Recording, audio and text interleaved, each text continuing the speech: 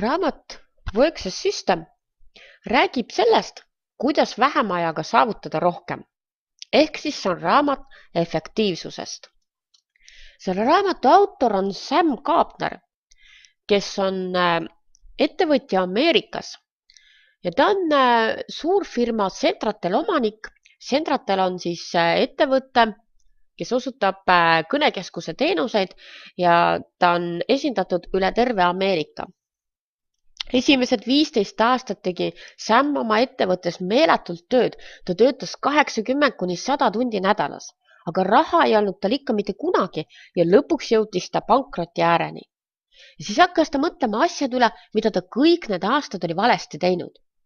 Ta hakkas aru saama oma vigadest ja hakkas oma ettevõttest läbi viima muudatusi.